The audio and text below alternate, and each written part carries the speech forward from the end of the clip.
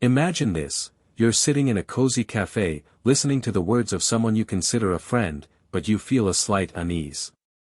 The words seem sweet but sound hollow, like promises made to the wind. It's as if a mask hides their true intentions. Today, we will explore the 10 timeless teachings of Stoicism and discover the subtle yet powerful signs that can reveal when someone is merely using you. From Marcus Aurelius' advice on the importance of truth in words to Seneca's lessons on valuing actions over promises, we'll unravel these mysteries together. Are you ready to open your eyes and see beyond empty words? Let's dive in. First teaching: insincerity in words. Imagine yourself sitting in a cozy cafe, the aroma of freshly brewed coffee filling the air, while a soft light filters through the window, creating an almost magical ambience. In front of you sits someone you've considered a longtime friend. Words flow easily, but something feels off. Their words, so meticulously chosen, sound like a song without melody, a promise without substance. They praise your achievements with a sweet, almost mellifluous voice, but you sense there is more between the lines, something unsaid. An empty compliment, like an echo in a cavern, reverberating without leaving a mark. Marcus Aurelius teaches us that truth is the foundation of all virtues, and at that moment, you perceive the dissonance between the spoken words and the truth felt. You begin to recall other conversations, other moments. Each promise made with such enthusiasm but never fulfilled. "Let's do this together," they once said, but at the crucial moment, their presence dissipated like smoke in the wind. The words, so convincing, reveal themselves as illusions, specters of intentions that never manifest. In that cafe, with each word they utter, you feel a weight, a mask slowly falling away. Trust begins to waver, like a ship in turbulent waters. Seneca warns us that we must observe actions, for they reveal the true nature of people. The inconsistency in this person's actions starts to paint a clearer picture, a revelation that cannot be ignored. The conversation continues, but your mind is now alert, questioning, analyzing. Each word sounds like a note out of tune in a symphony. The insincerity in their words becomes a symbol of something deeper, a veiled manipulation, a hidden intention. You realize that true friendship must be built on the solid rock of sincerity, not on the shifting sands of empty words. And then, as you observe this person, an unsettling thought creeps in. If the words are insincere, what about the actions? Are they also mere shadows, reflecting a distorted truth? Seneca would advise us to observe carefully, for actions are the true indicators of a person's character. And so, you begin to connect the dots, looking for signs in actions that reveal the hidden truth behind the words. Like a detective unraveling a mystery, you prepare to observe not only what is said but what is done. Because ultimately, actions speak louder than any words. And it is in this moment of reflection that you realize you need to look beyond words and focus on actions, for there lies the true essence of human intentions. Second teaching: actions diverge from words. As you walk away from the cafe, a sense of unease takes hold of you. The empty words still resonate in your mind, but now, a new thought begins to form. Are this person's actions as insincere as their words? The cold night wind begins to blow, and you recall a piece of advice from Seneca: we judge people not by what they say, but by what they do. Days pass, and you start observing more carefully. It's a sunny morning when this person, with the same charming smile, promises to be by your side for an important project. Trust me, they say, and for a moment, you want to believe. But then, the day of the project arrives, and like a clock whose hands refuse to move, they don't show up.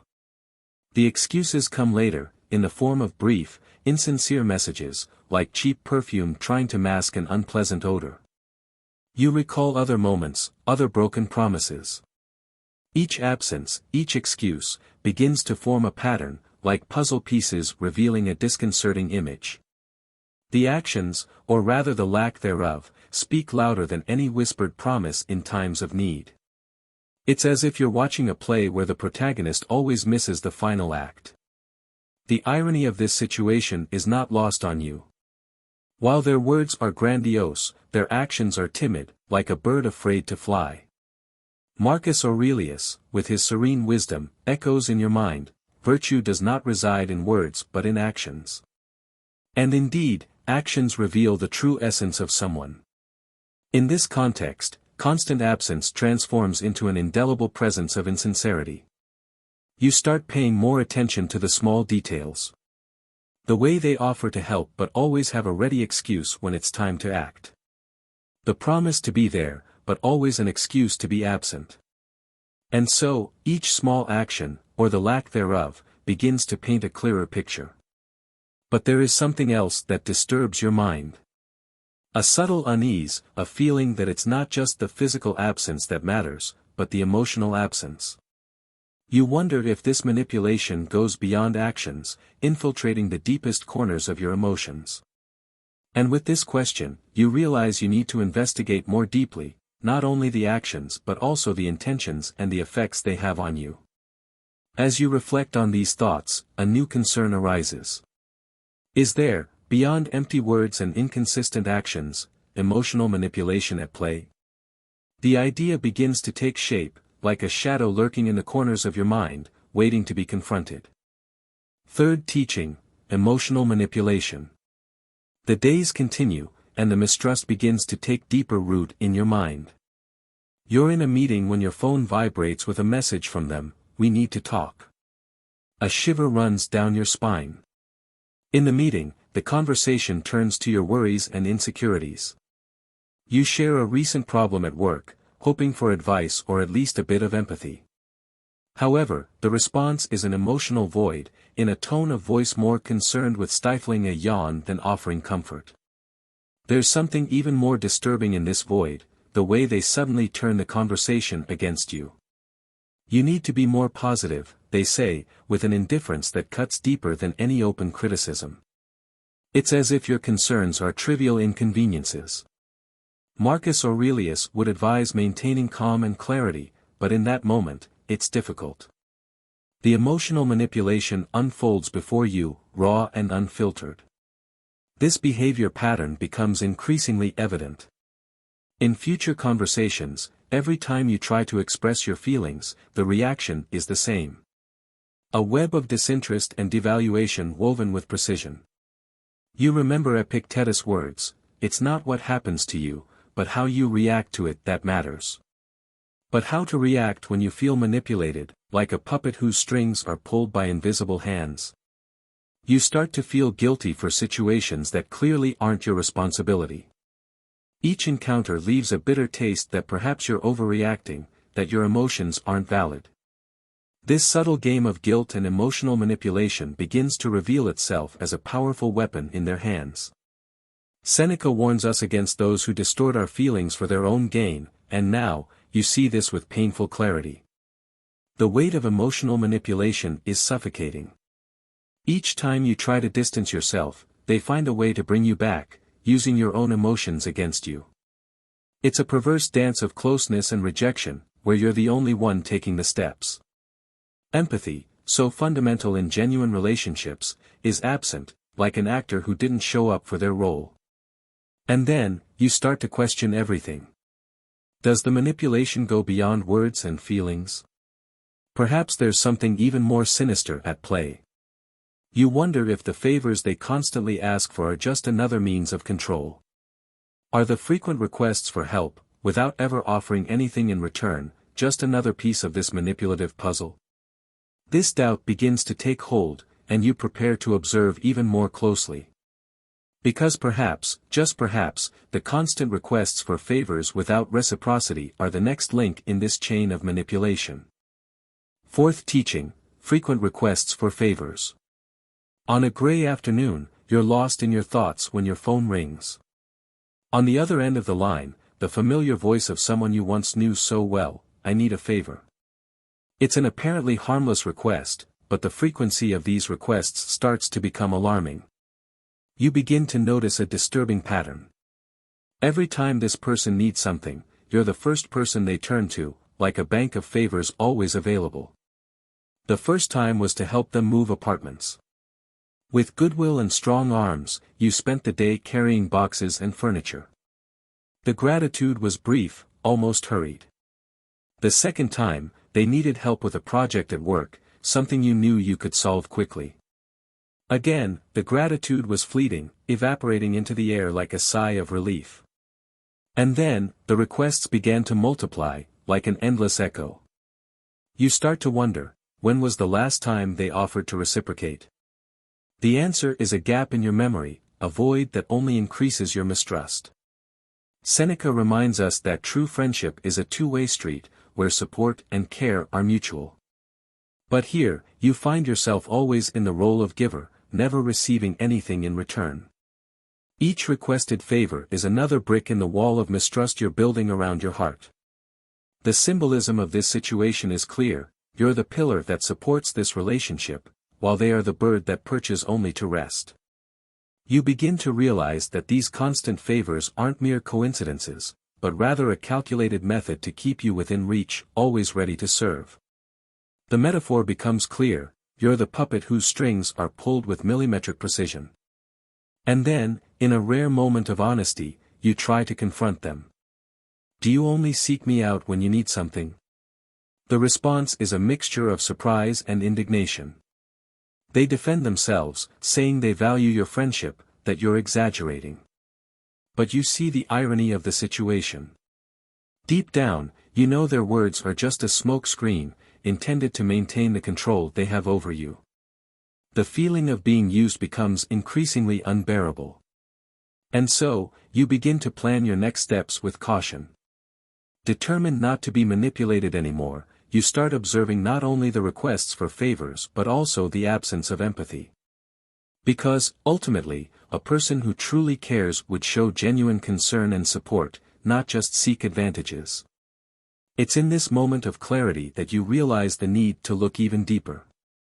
The lack of empathy, you suspect, is another indication that something is fundamentally wrong. And so, with this new determination, you prepare to observe the presence, or lack thereof, of the emotions this person demonstrates. Fifth teaching: lack of empathy. In the silence of a quiet night, you recall the moments of your friendship, searching for something you may have overlooked. The lack of reciprocity in favors was already evident, but there was something deeper, more disturbing. You begin to realize that in the most intimate conversations, in the times when you needed emotional support the most, the response was always the same: an emptiness, a coldness that now reveals itself in all its clarity. It's a rainy afternoon when you decide to share some important news. Perhaps a success at work, a small personal triumph you hope to share with someone close. You speak with enthusiasm, expecting to see a reflection of your joy in their eyes. However, what you find is a distant, almost apathetic look, as if your words were mere raindrops running down the window. This moment repeats itself in different contexts.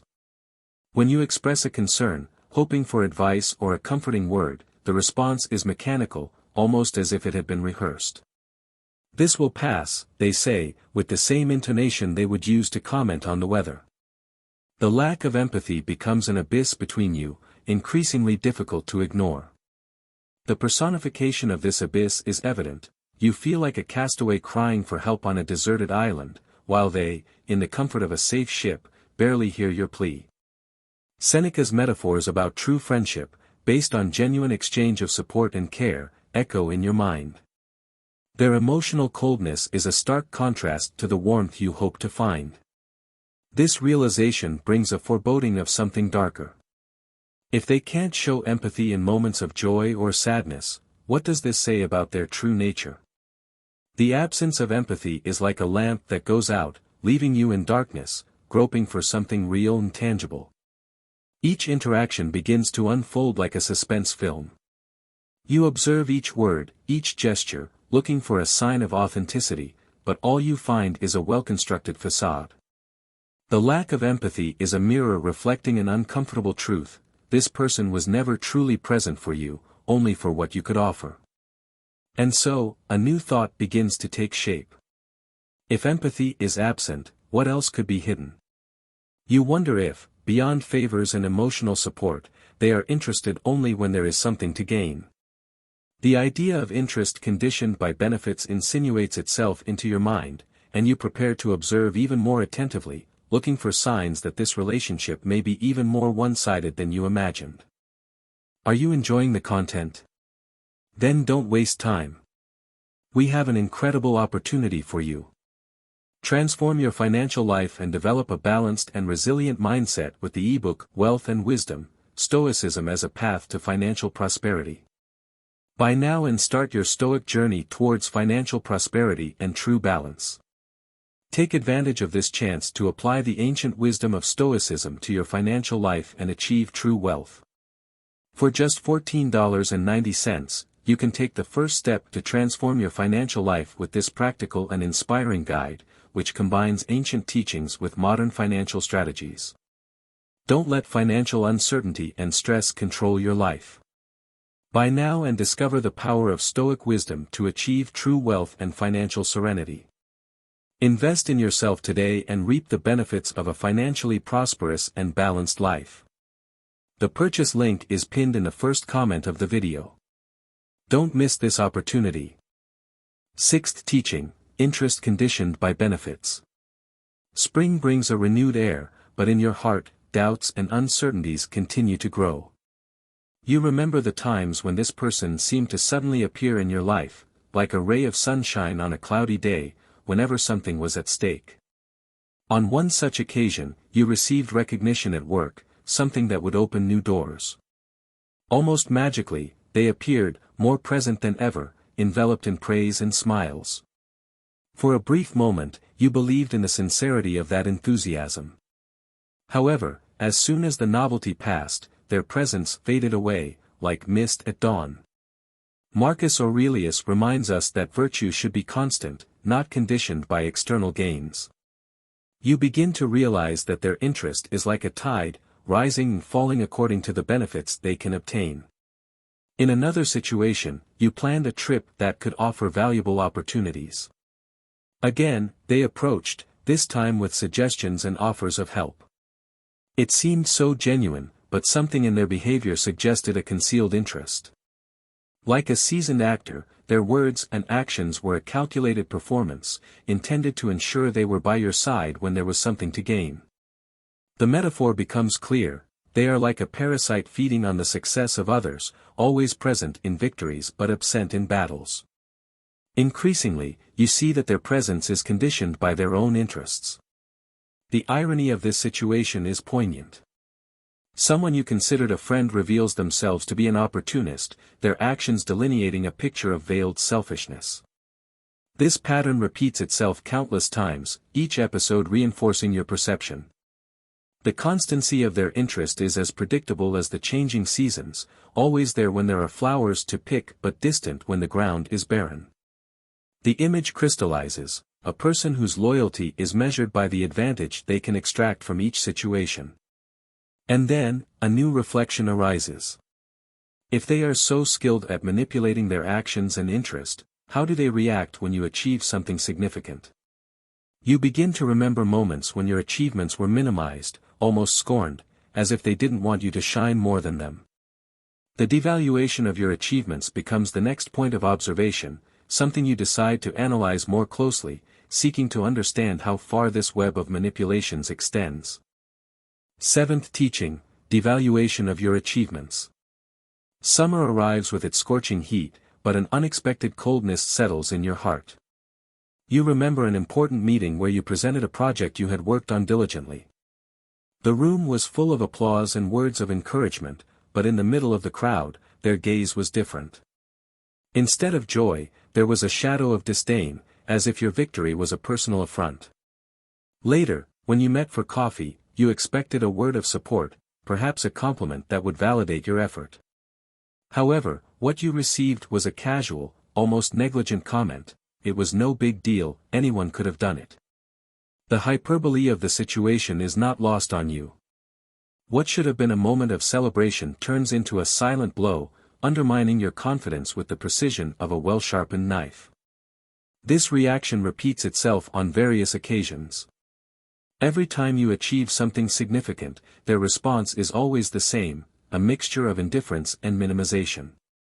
Seneca warns us about those who, unable to achieve the same success, try to diminish the achievements of others. The constant devaluation of your achievements begins to form a disturbing pattern, a cycle of subtle criticism that corrodes your self-esteem. You start to see their reaction as a reflection of their own insecurities. It's as if your light outshines the shadow they try to hide.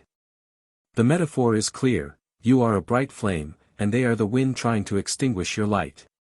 The irony of the situation is that the more they try to diminish your achievements, the more you realize your own strength and resilience. Each dismissive comment is a window into their true nature. They can't stand to see you thrive because it highlights their own flaws and insecurities. You remember Epictetus' words: "Greatness is not in never falling, but in rising every time we fall." And so, with each devaluation, you rise stronger, more aware of who you really are. You begin to understand that your achievements are a mirror reflecting the true nature of the people around you. Those who celebrate with you are the true friends, those who minimize your feats are the ones most afraid of your success. And with this understanding, you begin to observe even more closely the interactions, especially the one-sided conversations. You recall several occasions where, when sharing your stories and experiences, the conversation always turned back to them, like a river inevitably returning to its course. Could this tendency to always direct the conversation towards themselves be another sign of their egocentrism? You decide to observe these one-sided conversations more closely, seeking to understand if there is a genuine relationship or just another manipulation game. Eighth teaching: one-sided conversations. The leaves begin to fall with autumn, and you find yourself in a park, walking side by side with this person who gradually reveals their true colors. You decide to talk about a project close to your heart, something you've dedicated time and passion to. As your words flow, you notice their eyes wandering, as if waiting for their turn to speak. So, you finish your story, expecting a comment, a word of encouragement. But what follows is a torrent of words about their own life, their own problems, and triumphs. Your story is swallowed by the flood of their egocentrism, like dry leaves carried away by the wind. You try to pick up the thread of the conversation, but it's in vain, the tide is against you. This scene repeats itself countless times. At dinners, meetings, and casual gatherings, you realize that your stories are mere pauses for them to breathe between their own narratives. The conversation is never balanced, never a natural flow of mutual exchange. It's always an awkward dance where you're the partner forced to keep up with their steps. Seneca teaches us that true friendship is based on reciprocity, in a balanced exchange of support and understanding. However, with this person, the scale is always tipped. The metaphors come naturally: you are a satellite, orbiting a planet that never reciprocates the light. Each interaction reinforces this perception, making it clear that the conversation is not a dialogue, but a disguised monologue. You find yourself thinking of other relationships in your life, where conversations flow naturally, where there is a genuine interest in listening and being heard. The irony of this comparison is painful. The more you observe the dynamics with them, the more you realize how one-sided this relationship is. Every time you try to share something, your words are like an echo in a deep valley, with no response, no reverberation. This realization brings a weight but also a clarity. You begin to see that it's not just about one-sided conversations, it's a symptom of something larger. A person who can't give true attention, who can't balance the conversation, is probably not capable of offering genuine support or being present when it really matters. And with this thought, you prepare to observe yet another aspect of your relationship. You wonder about the constancy of this behavior. Could this inconsistency be another sign of their lack of commitment? You decide to pay attention to their presence and absence in crucial moments, seeking to understand if there is a pattern of behavior that reveals even more about their true intentions. Ninth teaching: inconsistent behavior. Winter arrives with its biting cold, and you realize that the seasons of your friendship also change. Promises made on sunny days often melt away like snow in the sun when you need them most. You begin to notice a disturbing inconsistency, like a clock whose hands move forward and backward without apparent reason. You remember a specific night when you needed a shoulder to lean on. You called them, expecting to find the same willingness you always offered. "I'm busy," they said, with a coldness that made your heart shrink. But curiously, in the following weeks, when there were no crises, they were there, radiant and available, as if nothing had happened. Marcus Aurelius teaches us about the importance of constancy and integrity. True friendship should not be a game of emotional hide-and-seek. And yet, more and more, you realize that their presence is like an unstable beacon, shining only when it suits them. This oscillation begins to become predictable, almost like a mathematical pattern, where interest appears and disappears with disconcerting regularity. You begin to see your friendship as a sea, with tides that rise and fall according to their whims. When you are at the peak of your difficulties, the tide recedes, leaving you alone on the deserted beach. When the waters are calm, they return, as if their previous disappearance had never occurred. The irony is pungent: they are present when their absence will not be noticed, and absent when their presence is most needed. Each interaction reinforces the perception that this inconsistency is more than an occasional failure. It is a choice, a strategy perhaps unconscious, but devastating. You realize you are navigating treacherous waters, where trust is constantly tested and often betrayed. And like an experienced sailor, you learn to read the tides, to predict the storms that lie ahead. But this perception brings with it a new doubt. If their presence is so unstable, is there something deeper at play? Perhaps their manipulations go beyond actions and words, diving into the depths of guilt. Do they use guilt as a tool to control and manipulate? You begin to reflect on moments when you inexplicably felt guilty, even knowing you had done nothing wrong. With this new suspicion in mind, you decide to carefully observe each future interaction. Every word, every gesture will be analyzed, looking for signs of emotional manipulation. Because if guilt is truly a weapon in their arsenal, it reveals an even darker layer of the relationship. And with this thought, you prepare to uncover the mysteries of this complex and often painful dynamic. 10th teaching: using guilt as control. In the heart of winter, you find yourself on a silent night, reflecting on the web of manipulations you've been unraveling. There is a new piece of the puzzle you need to fit: guilt. You begin to realize that, on various occasions, they planted seeds of doubt and guilt in your heart, controlling your actions and emotions with a subtlety bordering on mastery. You remember a specific day when you were exhausted from working so much. You had promised to help them with a project, but your energy was at its limit. When you explained your situation, hoping for understanding, the response was a sharp blow: "I always help you, and you can't do this for me." The guilt washed over you like a storm, clouding your rationality. Seneca would say that guilt is a chain that imprisons us, and there you were, trapped, unable to see the clear manipulation before your eyes. This tactic of using guilt to control you becomes a pattern. Every time you try to set boundaries or refuse a request, the reaction is always the same: an emotional twist that makes you question your own morality and commitment.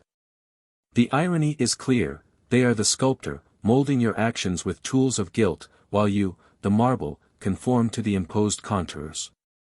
The metaphor draws itself with precision. Guilt is like a slow poison, infiltrating your veins, altering your behavior without you noticing. Marcus Aurelius would advise keeping a clear mind and serenity, but in those moments, it's difficult. Guilt is a shadow that extends over your decisions, making each step a minefield of emotions. You begin to observe how this manipulation of guilt affects your other relationships. Friendships start to seem less satisfying, and even your confidence in yourself is shaken. Each interaction with them leaves a trail of doubt and negative self-evaluation. Epictetus reminds us that we must be the masters of our emotions, but under the weight of guilt, you feel more like a prisoner than a master. And then, in a moment of introspection, you realize you need to break this cycle. It's not just about recognizing the manipulation, but understanding how they use guilt to deflect attention from their own flaws and responsibilities. Clarity comes like a ray of sunshine in winter, illuminating the dark corners of your interactions. You begin to see that if guilt is their tool, then your own emotions are the key to freeing yourself. With this new perspective, you decide to observe future interactions with a new lens.